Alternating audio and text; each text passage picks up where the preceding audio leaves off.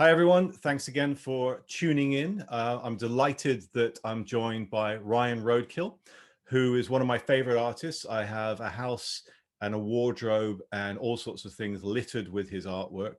I'm wearing a hat, a t-shirt over my shoulder. This is the first bit of art that I bought from you. It doesn't normally have a ring in it, but and skateboards, decks, books, Oh yeah.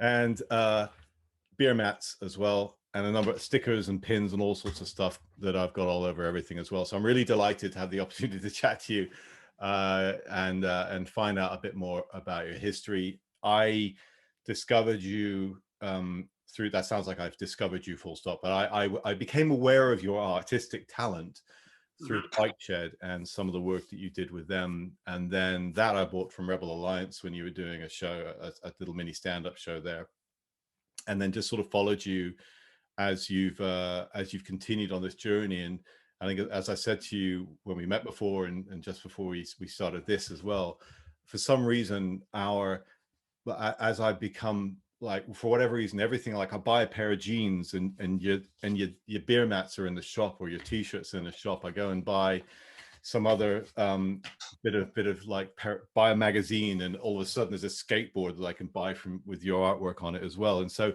you seem to be everywhere and getting more prolific, certainly in my life, which is a good thing, because I have a massive picture of yours over my bed as well. The Vroom one is over my bed, which I think is awesome. I love that so much. But anyway, enough about that. I'm really glad that you could join me to talk a bit more about your sort of history, how you got into art, how you're oh, you got that, you got the Hermanus thing there as well. I need to talk to the guys about that, because they're supposed to be holding number 13 for me. Oh, great. Maybe we'll talk about that afterwards. But anyway, so I wanted to kind of get a better feel for you, how you got into this, how you got into art maybe, and how you got into this, and what's the story of your overnight success that I'm sure most artists would agree that doesn't happen as well. But yeah, Ryan, welcome, and tell us a bit about yourself. Oh, hello. Yeah, so that was a good You're on beer introduction. as well, beer drinks, but I can't get them down here. Oh, you can't get the beer. I've got the beer Well, down here. Sorry to interrupt you, but carry on. I'll see if I can. I'll see if I can get some down. Yeah. Yeah. So, well, that was a good introduction. That was. I can't really say any better than that. So, yeah, it's good that. How did you get in? How did you get into art in the first place? Like, what was your journey into illustrating? I mean, as far back as I remember, like just being a little kid, I've always drawn. Um, just to entertain myself, like I think when I got a little bit older, as all kids do, you get into computer games and stuff. And then my brother always used to like be heavily into computers, and he would like spend his time doing that. But for me, I always sort of, I mean, I dabbled in it, but it was always just drawing to pass the time for me, or riding BMX and just going out on bikes and stuff. Mm. So, I mean, I always get asked like when I put the two things together, like motorcycles and my artwork, but I can't really put a finger on an actual time. But I guess like talking about it now, it probably started like way back when I was like a little kid, really. Yeah. Um, and then I went to college and I studied illustration and animation, and progressed through that. And then I didn't find any work after I did that, and I took a long time off, and I didn't really make any money by drawing or any artwork. And I worked various jobs, a couple in motorbike shops and stuff. And then one day, I don't know, it just clicked. I was just producing the work, and then the right person came along, and it sort of snowballed from there. Yeah.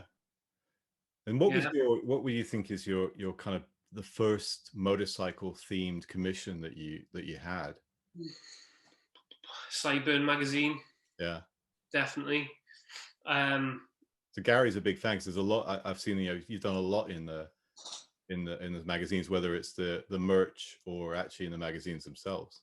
Yeah, and sort of that's where really I can sort of pin it down to something happening for my career. It was just Gary was I think he was curating like a book of artwork Yeah, based on motorcycles or people in the motorcycle industry, yeah, and he just caught onto my work on Instagram and asked if I would put some work in there, and then from that he commissioned me to do some stuff for the magazine, and then yeah, I guess so if you do that's a overnight decent success. job, if you do a decent job and you just keep at it, then it's sort of word of mouth works pretty quick.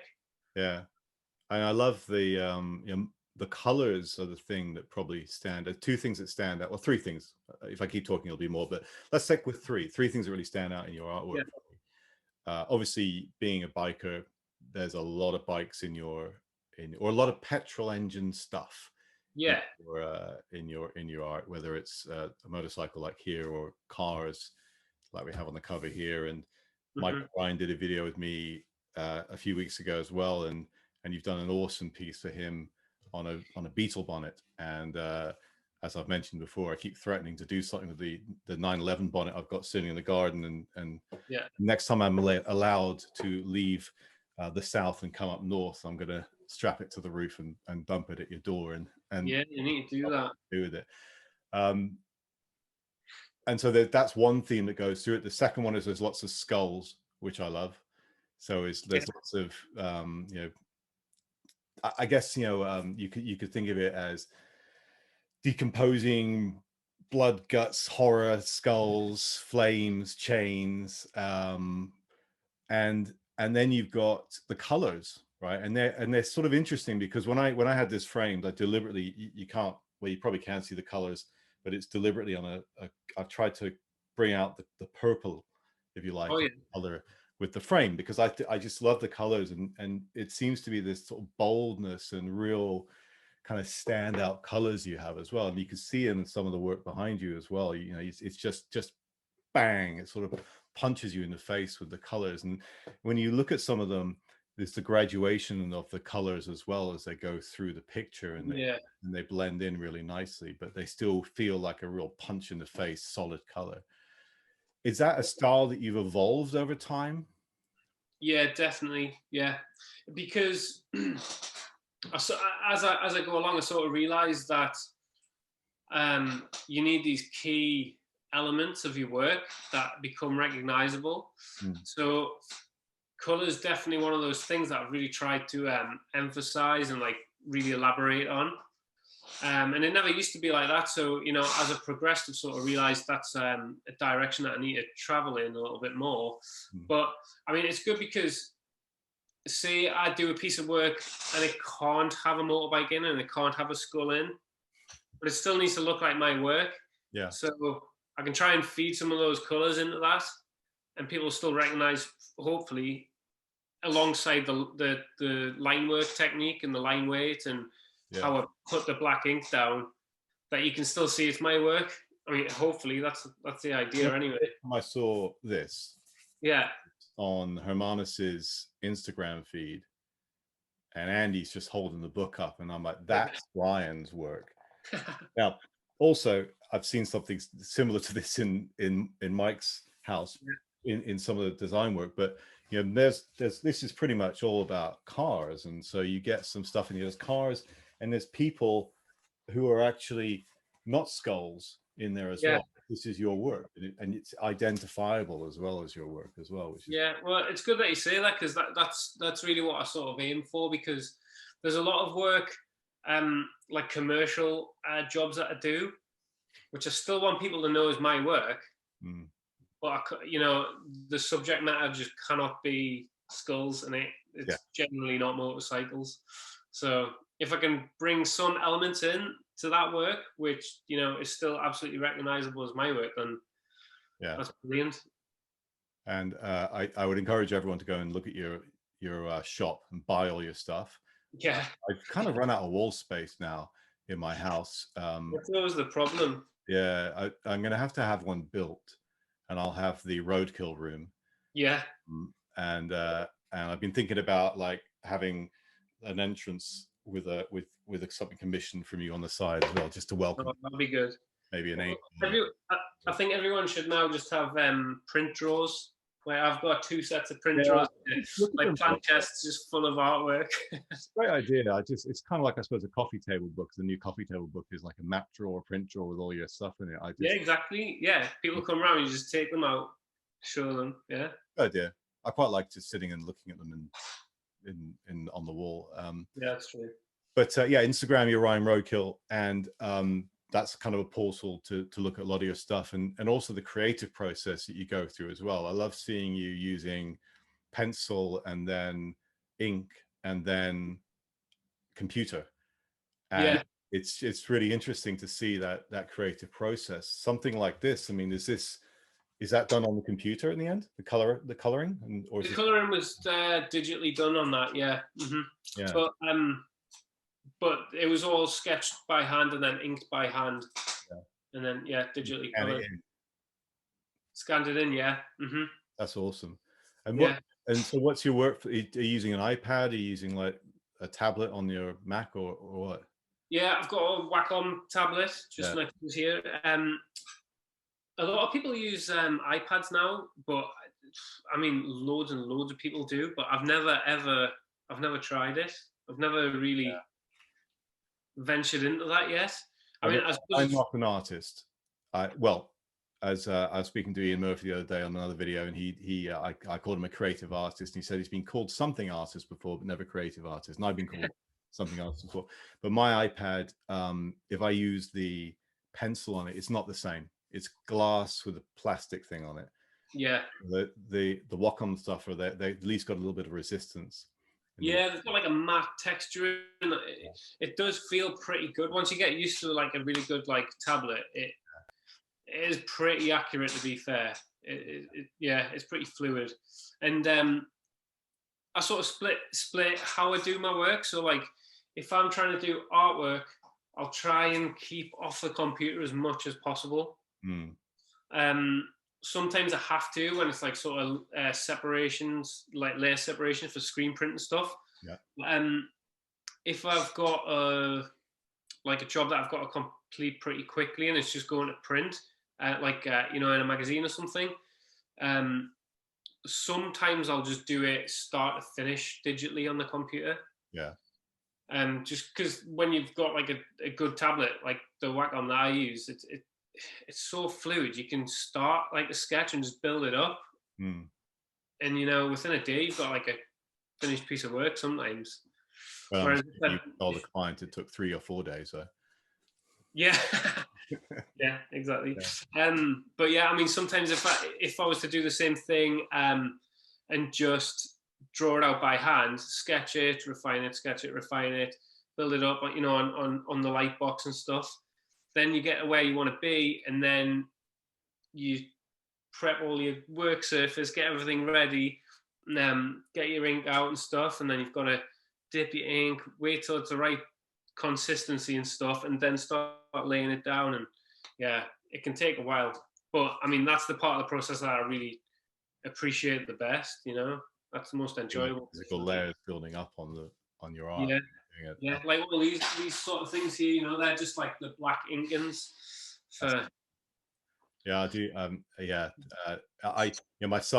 My eldest son's quite creative, and he's really getting into using an iPad to create a lot more, and in sort of embracing the flexibility that digital gives you, particularly in essentially cutting and pasting, right? And just creating this sort of, my brain's gone a bit frazzled, but creating these different layers of images and then dragging things around and hiding and changing the settings on that, and so you can have flexibility to do things a lot more quickly.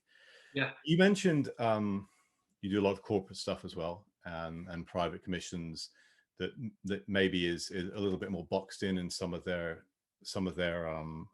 briefs. But I've seen you've had some pretty large commissions as well. The Rebel Alliance did one there, which is awesome. And I don't know, is it still there? Because I haven't been to London for like a year, so I'm assuming it's still there. Rebels Alliance. No, Rebels Alliance, and your artwork is still there, isn't it? Well, the wall. No, I think it's been painted over now. All right. I think that's been painted over, but yeah. Does Yeah. D I'll do something decide else. to put something up because instead? What's that? Sorry. D decide that he wanted to put something up Yeah, instead. probably. Well, they sort of rotate that wall. When they've got like artists coming to do shows and stuff, then sometimes they'll just throw some work up on there. And then Yeah. the LA bike shed is Oh yeah. going to be quite a spectacularly sized wall Yeah. with your artwork on it at the moment. For some people may have watched the Long Way Up that was on Apple Plus with Ewan and Charlie, and they finish at the bike shed, so you can kind of see the wall that is going to have your work on it, not the one that has Bike Shed Motor Code that's on it, but the sidewall there in the car park. Yeah. And that's huge. It's going to be a proper kind of icon in LA when that's up as well. Yeah, I hope so. Like that is a pretty big wall space. That they originally asked me to sort of paint that, but I said that it's just like I need a ladder for that, and I can't get that. I don't know where to start. Really, it's just massive. I need like a few people on hand to help. Yeah, and equipment. Yeah, it would have been a big job. So I think they've got a team of people based out in LA who are going to put that on the wall. I'm looking forward to seeing it. I'm sure we're all looking forward to getting out there when it opens. Oh yeah, definitely. Travel as well, which is probably going to be the inhibitor, more than them opening.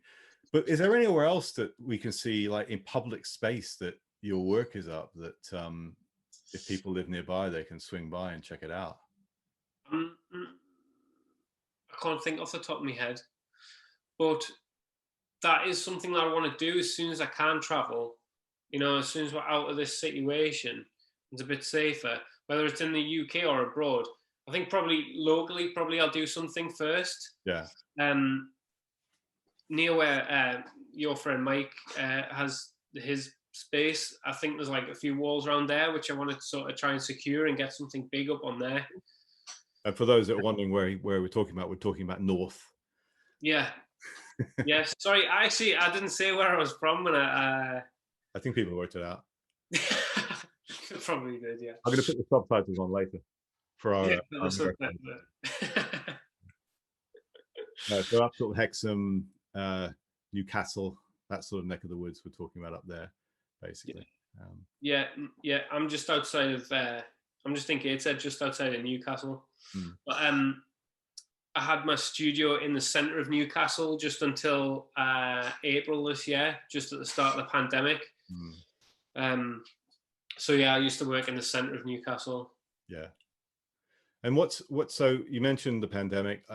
Have you found that that's helped your creativity or inhibited your creativity? I mean, it's helped me come up with a lot of ideas, but it's sort of sucked all my time in being able to execute those ideas because I've been pretty busy with client jobs. That's a good problem to have, I guess. I know, that's it. I know it's pretty frustrating, but it's just one of those things. It's like really hard for me to split my time up because I sort of try and split. I've got two heads, you know, and like one is that I'm an illustrator. The other side is that I'm an artist and I try and sell my artwork. And, you know, like it doesn't, you have to really be doing one or the other at a certain time. I'm trying to sort of work it out so that maybe I do like 2 days a week of my own artwork and the rest of the time is illustration. But yeah, the illustration side of things has really kept us busy over this since the start of the year. Oh, well, that's good. So I look forward to seeing. That's probably why I keep seeing all your stuff everywhere. Yeah, exactly. You know. And obviously, you are also a biker as well. And did you do dirt quake? Or no, you've done some flat track stuff, though, haven't you? Yeah, but I haven't ridden at dirt quake. Oh, I've ridden in the DTRA, which was hosted at dirt quake. I've done that. Yeah. But I've not actually ridden like a road bike round at dirt quake. You actually went round in a flat on a bike that's designed to on dirt. Yeah, not competitively, but I did go around. Yeah. And you do a lot of sort of off-road green laning. Obviously, you live in a beautiful part of the world filled with valleys and woods and mountains and hills that we don't get so much of down here in Kent. Yeah. Have you managed to get out at least during this lockdown on the motorbike? Yeah, I've been out a few times. It's been really good actually, but yeah, not lately, obviously because stricter rules and Yeah, stuff. But, yeah, it's been really good. It's like you say, we've got some great trails to ride up here. yeah. Yeah, and I'm actually just really getting into it. It's only like I only bought my trail bike February, so yeah. What I did you? mean, sorry. Which bike did you go for? So I got a WRF 250, Hmm. which I might. I think I probably want something else now, but I don't know. Well, it's been a year, right? So you should think about that. Yeah, Yeah, I need to put some more miles in it anyway. So yeah. Well, when I come up with my Porsche bonnet, I'm going to bring my scrambler up as well and oh yeah, attack some of the trails. yeah, Yeah, yeah. Like I said, there are some like great routes around here. Like you can just be out, just I can pretty much ride from my house, and within 10 minutes, like you can get the first sort of trails. yeah. Yeah, it's pretty cool. We got some nice trails around here, but they're nice green lanes and byways, but they're not that challenging. It's quite Yeah, fun. There's a lot of gravel, but it's not very challenging. We don't get as much scenery, I would say. Lots of hedges and sheep. yeah. I guess the stuff up here is like a sort of mix of both. You know, it's like there's some challenging bits, but then there's some just like long stretches that take you into places where there's just nobody around, and it's just like really scenic. But um, I booked on a couple of months ago. Like me and my mates went and did like an enduro practice. Hmm. If you want challenging, you should go and do that because like that's like so much fun. I do want to do that. I mean, the bike shed did a off-road thing down in Surrey, in between the lockdown one and the Christmas kind of lockdown and or whatever it's called at that point. Let's call it lockdown 2. And that looked like a lot of fun. I couldn't make it, but it'd been raining for like 3 weeks, and then it didn't rain on the day, but obviously it was quite challenging for people on their GSAs and things like that, just sliding. Oh yeah, I bet. So what's the first thing you're going to do after lockdown is lifted? Well, I think what I was saying before, like try and secure a wall space somewhere. Yeah. Because I talked about that so much that I was going to do it this year, and that just, oh man, like, well, I just couldn't do it. So yeah, probably just find a big wall space, try and secure something and just do like a big wall painting. Awesome. Which would be awesome.